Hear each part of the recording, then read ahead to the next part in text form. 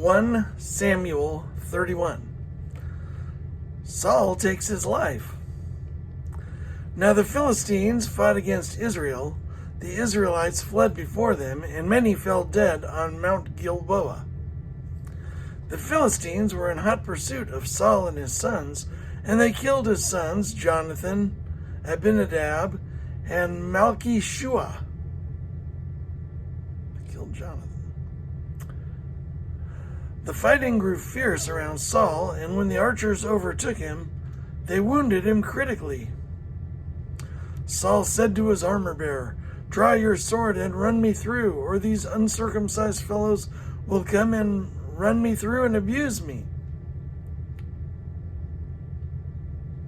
Draw your sword and run me through, or these uncircumcised fellows will come and run me through and abuse me. But his armor-bearer was terrified and would not do it.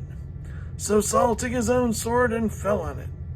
When the armor-bearer saw that Saul was dead, he too fell on his sword and died with him. So Saul and his 3 sons and his armor-bearer and all his men died together that same day. When the Israelites along the valley and those across the Jordan saw that the Israelite army had fled and that Saul and his sons had died, they abandoned their towns and fled, and the Philistines came and occupied them. The next day, when the Philistines came to strip the dead, they found Saul and his 3 sons fallen on Mount Gilboa. They cut off his head and stripped off his armor, and they sent messengers throughout the land of the Philistines to proclaim the news in the temple of their idols and among their people. They put his armor in the temple of the Ashtoreths and fastened his body to the wall of Beth-shan.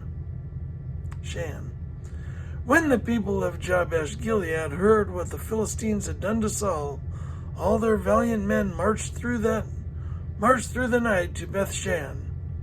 They took down the bodies of Saul and his sons from the wall of Beth-shan and went to Jabesh, where they burned them. Then they took their bones and buried them under a tamarisk tree at Jabesh, and they fasted 7 days.